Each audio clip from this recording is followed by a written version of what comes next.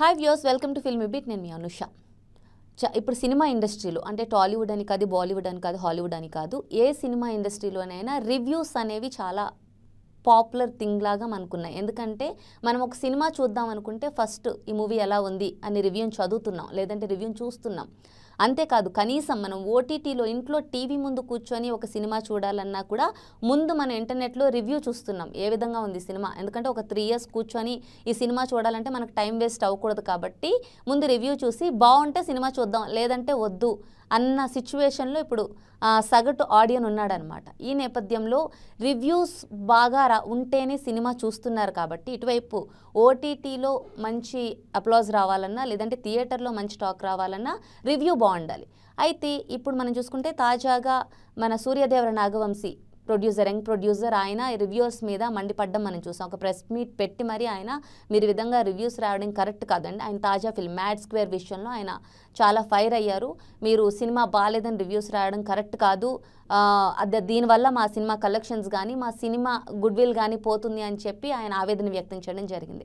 అయితే దీనిపై చాలామంది రివ్యూవర్స్ కానీ లేదంటే మీడియా కానీ స్పందించింది. అంటే మూవీలో కంటెంట్ ఉంటే ఎందుకు బ్యాడ్ రివ్యూస్ రాస్తారు, ఒకవేళ అలా రాసినప్పటికీ కూడా ఏ సినిమా హిట్ని ఎవరు ఆపలేరు. మనకి అలా ఎగ్జాంపుల్స్ చాలా సినిమాలు ఉన్నాయి. స్టార్ హీరోల సినిమాలు నెగిటివ్ రివ్యూస్ రాసినప్పటికీ, లేదంటే నెగిటివ్గా మనకి మౌత్ టాక్ స్ప్రెడ్ అయినప్పటికీ కూడా ఆ సినిమా బాగుంటే మంచి టాక్ తెచ్చుకుంది, మంచి కలెక్షన్స్ తెచ్చుకోవడం జరిగింది.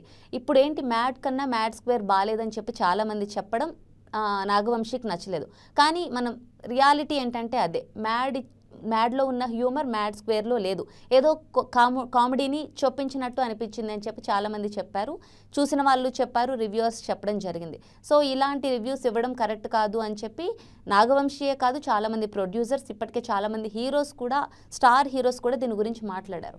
అయితే ముఖ్యంగా మన తెలుగు సినిమా గురించి మనం మాట్లాడుకుంటే, తెలుగు సినిమాలో కంటెంట్ మీద కాన్సన్ట్రేషన్ తగ్గిపోతుంది అనేది ఒక గట్టి వాదన. అంటే బడ్జెట్ పైన పెట్టిన కాన్సన్ట్రేషన్ కానీ, క్యాస్ట్ పైన పెట్టిన కాన్సన్ట్రేషన్ కానీ కంటెంట్ పైన లేదు. అందువల్ల మీరు ఫస్ట్ కంటెంట్ పైన ఫోకస్ చేయండి, అప్పుడు మేము ఇలాంటి రివ్యూస్ రాయమని చెప్పి రివ్యూవర్స్ చెప్తున్న పరిస్థితి. ఎందుకంటే మన తెలుగు ప్రేక్షకులు కంటెంట్ బాగుంటే అది ఏ భాష అయినా, భాష ఇక్కడ బ్యారియర్గా ఉండట్లేదు, ఏ భాష అయినా చూస్తున్నారు. మనం చూసుకుంటే మలయాళం ఫిలిమ్స్ చాలామంది తెలుగు ప్రేక్షకులు ఆదరిస్తున్నారు. ఎందుకంటే అందులో కంటెంట్ ఎక్కువగా ఉంటుంది, బడ్జెట్ తక్కువగా ఉంటుంది, బట్ స్టోరీ ఒక లైన్లో స్టోరీ అంతా చాలా చక్కగా 3 hours లేదంటే 2.5 hours చూపిస్తున్నారు. కాబట్టి వాటి మీద ఎక్కువగా ఫోకస్ చేస్తున్నారు తెలుగు ఆడియన్స్. అదే మన తెలుగు సినిమాలో కూడా అలాంటి స్టోరీస్ తీసుకొచ్చి తీస్తే ఈ బడ్జెట్ కానీ లేదంటే ఈ ఎలివేషన్స్ కానీ వేటిని చూడకుండా కంటెంట్ బాగుంటే ఖచ్చితంగా సినిమాని ఆదరిస్తారు అని చెప్పి రివ్యూవర్స్ వాదన.